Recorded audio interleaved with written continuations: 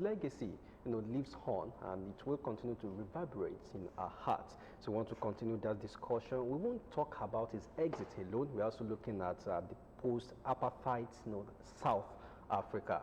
And joining us to discuss this is Mr. Hedi. I know a veteran broadcaster.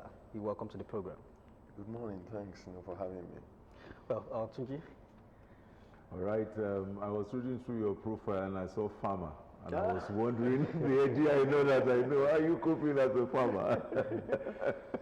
Well, I think it's instructive, for anybody that wants to retire, to have an alternative, a plan B. Okay. I think I started that around 2007, okay. 2007 and 2009. But the rigorous ones are no longer interested in them. That's, poultry, fishery, piggery, and all that. But I do honey. Okay. So I hope I'm not advertising. Now let's now come to Desmond Tutu, a man who was larger. What would you take from the entire gamut of his life? How would you assess him? How would you assess his impact? And how would you assess, the various dimensions of his person? Well, I think first and foremost, Desmond Tutu reacted to his environment, because you have to put in context, the environment in which he found himself. Right from even education. He was to become a medical doctor. Okay. The parents couldn't stand it, so he went into teaching. And at that point in time, the apartheid guys, came on board to say, look, we want to separate, this school thing. And in the Bantustan education policy, they introduced it, and he found out that everything went against the blacks. Okay. The white supremacists, were, doing their thing, and relegating the blacks to the backwaters, to the extent that there were no facilities in the schools, no electricity and all that. I said, no, I cannot work under this condition. In fact, most of the black schools, actually closed shop. So he now went into the church, the missionary, circuit. He said, yes, I can still serve my people in a different capacity. And I think it's better, because if he had been a medical doctor, he may not have contributed what he did, to the entire South African firmament, in terms of apartheid policy, and how he was able to use, just non-violent approach, to get people out of. In fact, at a point in time, when he became the dean, he said something that was very instructive. He said, I want to use this platform, to make a case for my people, to extricate myself, people, from this shame, that they are. Because at the moment, most of the key figures in South Africa were either in shame or in exile. And some of them were even in Nigeria here. In fact, the person that took over after Nelson Mandela actually schooled in Nigeria. So he said, yes, let me use this opportunity. And he used that opportunity, to campaign. He used it to take the struggle, from the local, to the international level. And it really, really paid off. But the non-violence thing, non-violent approach, actually paid off, more than any other approach, because there are so many instances. I would say, recall, I said, let's look at the ambience, the under which he operated. I mean, at that point in time, the Bantustan educational policy was there. There was a pass law. When you have an internal passport that you have to take, before you get to any part of South Africa, and people were segregated, they were repressed and all kinds. And he said, no, this can no longer continue.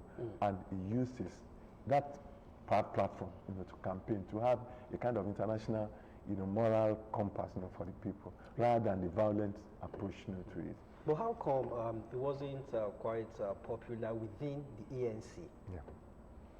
Yes, it couldn't have been popular within the ANC, because the ANC largely was peopled by those who feel, unless you use force against these individuals, these apartheid policy movers and people who actually entrenched in apartheid policy in South Africa, unless you use force.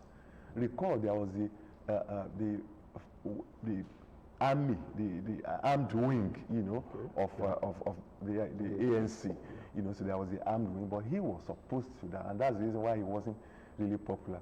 Recall that those who are in the armed wing really did a lot. In fact, if you look at, it's not this policy of non-violence that actually did the job. It was part of it. It was part of it. But largely, especially the issue of separate segregation, this segregation of the blacks and the whites, in South Africa, especially the pass law, especially the African policy to saying that yes, there must be a language that must be spoken in local schools. Students, in fact, students in secondary schools actually went out. In fact, 1976, June 16, 176 of them were shot, dead. About 500 was wounded. In fact, some people believe that it moves, between 176 and 700 people that were shot. And so, some people believe that actually, and the role of the armed wing of ANC, doing all kinds of things, protestations. In fact, at the point in time, they were using force, guns, and what have you, to face the apartheid, the police. Some people believe that it's actually paid off, because at the point in time, because that in Nigeria too, Obasanjo actually nationalized the petroleum. Against the British petroleum, and turned it to AP, because Britain was largely supporting apartheid policy. Even America too, there were people in Europe who believed that in the white supremacist policy. But what actually did the magic was the fact that people were not, they didn't care losing their lives. People were, especially the armed wing, and Mandela in particular, was behind some of this. So the law, the everything. So that's the reason why he is not that popular. People don't believe that. In fact, some people in South Africa, especially the armed wing, they believe that if people are terrorizing you, people are killing you, why must you have to kill them back? And he is saying no. I mean, let's not go that way. Let's not go that route. Let's use, even if people are fighting, you still have to. He was preaching peace. And at that point in time, some people believe that peace will not do it. Recall, so many of them were in exile, especially in Southern Africa, even in Nigeria. I recall I schooled with some of them at UI at that point in time, between 1974 and 1976.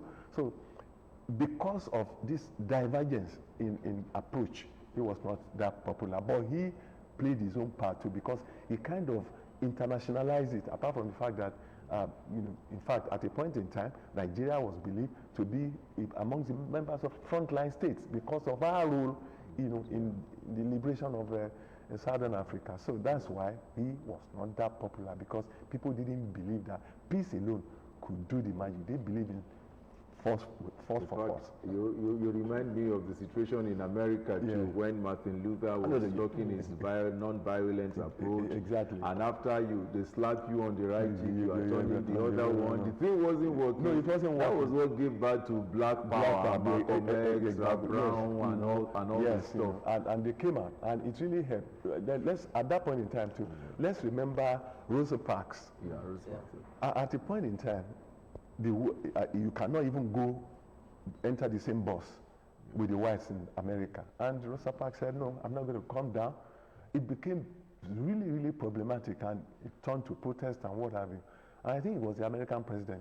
I can't remember the president at that point in time. He said, no, allow policemen, to escort her, to stay in the bus.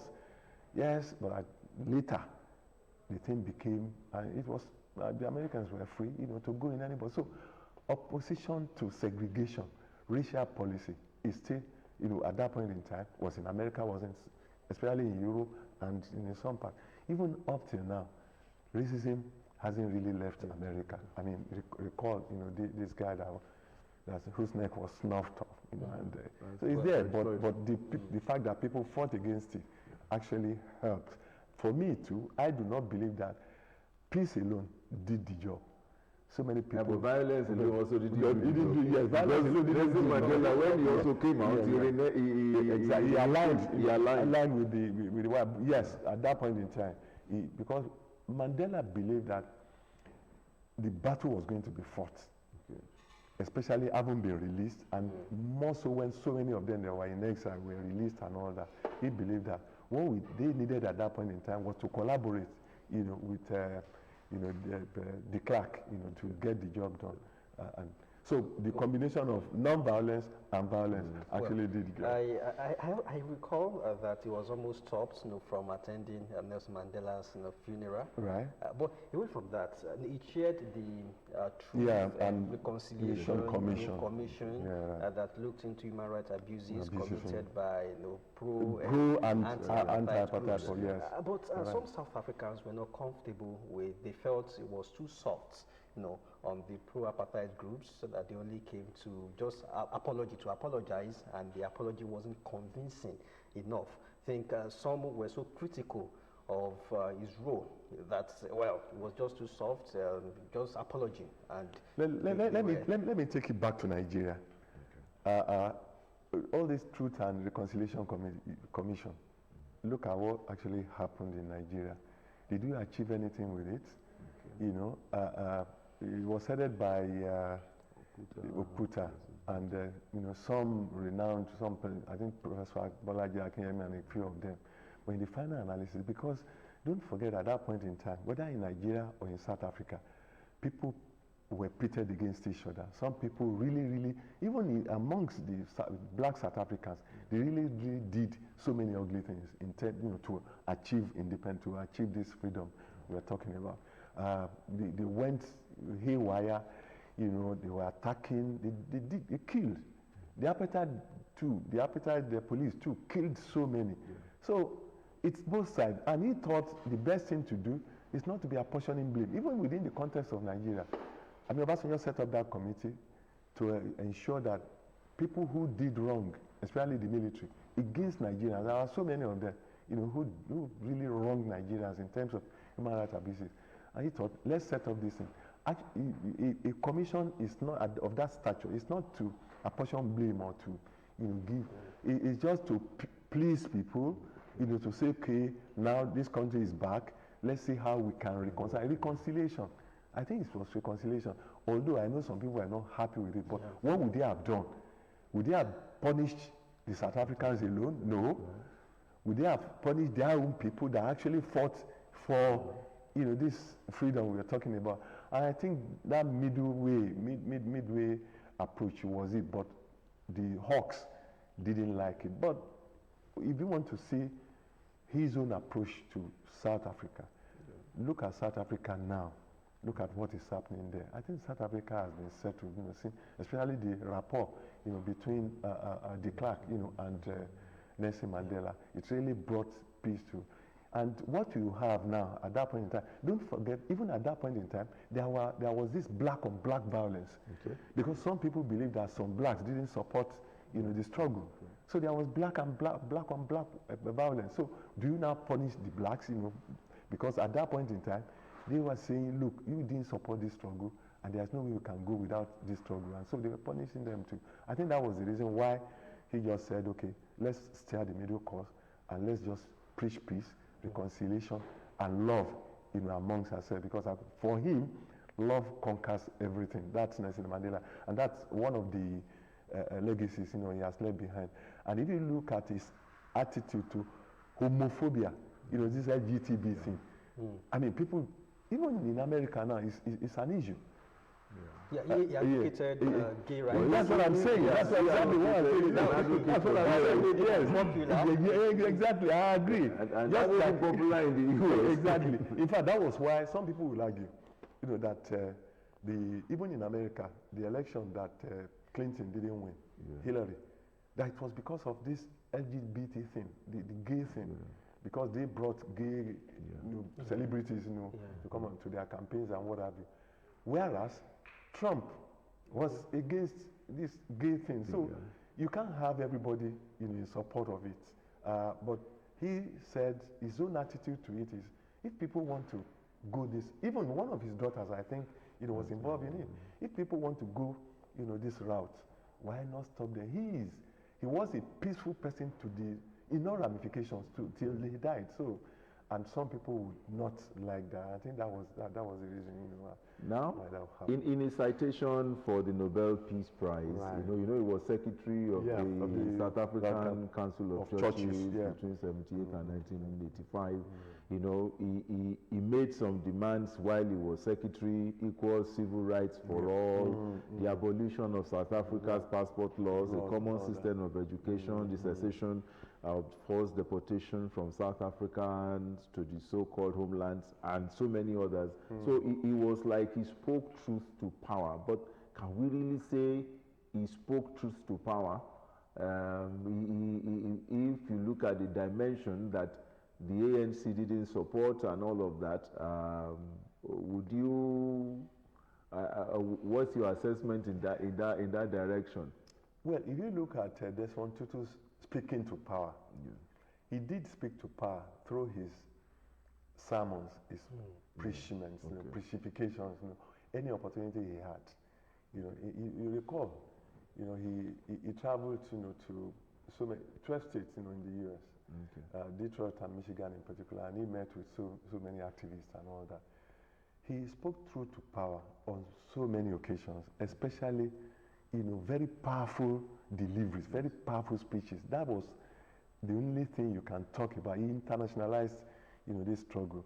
Yes, but some people believe that the gathering he spoke to had no impact on the government. Just like, if you take it back to Nigeria, you have the CAN, you have the joints, between NAREC and all the rest of it.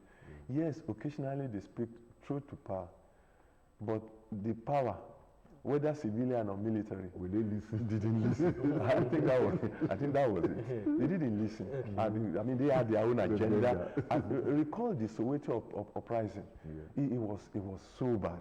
It was so bad that so many people were. Yes, the world cried out, and that was part of even what led to the clerk, releasing Nelson Mandela from prison. Because the whole world felt bad about why would you kill school children. So many things. Speaking to power came through so many sources. At a point in time, even Britain and America realized the fact that eventually these blacks will win this struggle, will win this freedom. How do we relate with them? So they had to, toe the part of, okay, release this man, because it led to why the clerk released him. So many things. It was affecting the South African economy.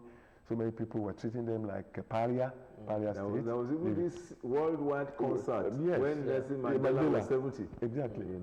So it's and at that point in time, in all the activities globally, they were opposed to apartheid policy because it was inhuman, it was repressive, it was oppressive, it was discriminatory, and the blacks were at the receiving end of it. But ask that question. Are the blacks still not at the receiving end of it? Those who took power after, Nelson Mandela, have they been able to do what Mandela preached and what Tutu stood for? Because Tutu stood for justice. He said justice with love. But if you look at the economy of South Africa, it's still in the hands of the Dutch, especially the capitalists. So many people, Soweto is still very much alive there, and people, this unemployment is still there. Yeah. On daily basis, about 5 people get killed. And when you look at even the HIV thing we're talking about, the blacks, so many people suffer from it. So let's ask that question. Well, I was going to ask you that question, that despite the triumph, despite the victory, now post-apartheid South Africa, violence, unemployment, inequality, South Africa is not the most unequal. It's still very much. Yes, and all this plague, particularly black communities in South Africa. Exactly, and that's what Malema has been fighting against. He's been on the other side. He's been on the other side, younger guy, very cerebral. He is very focused. He knows what he wants, and he knows what South Africa should be and is not. And that's the reason why he's opposed to ANC. But ANC has that number, that larger chunk, that even if you conduct election 100 times, the ANC will still win. Although some people in the ANC, are joining Malema now Julius Malema, are joining him, to preach what he's preaching. And he spoke. I listened to him on so many occasions, especially when the president before this one, before Zuma, when Zuma was to lead the campaign against Zuma, he spoke extempore and spoke the minds of so many people, and he catalogued, the ills in South African society, especially when it has to do with the economy. Those who have been managing, even up to Ramaphosa, they've not been able, to use that economy that will affect, the impact will affect positively most South Africans. Go to Soweto. Soweto is still very much where you have, huts, quarters and what have you. And he is saying, look, we can do better. We can do more than we are doing. But his own party is small in number. So at least for now, they cannot still win election. But that ideology is still very much there. Now, let me also look at, he came to Nigeria. Yeah, he did. During Abacha regime to fight for, Mandela's request for the release of MKO and Chief Olusegun Obasanjo. He also intervened in Liberia. He also the Israeli-Palestinian conflict. So he moved around.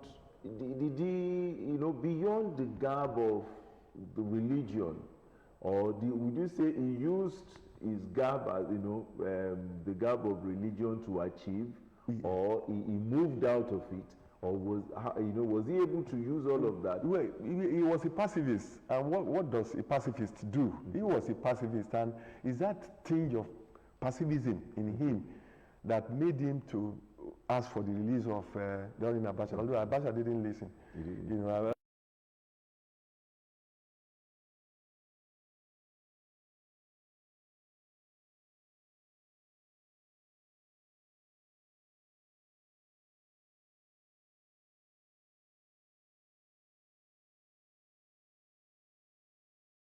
Couldn't do, especially beginning from his deanship, and especially when he became, the Archbishop of Cape Town, and so many things, so many accolades, he had so many positions he held, General Secretary of churches, councils and all that.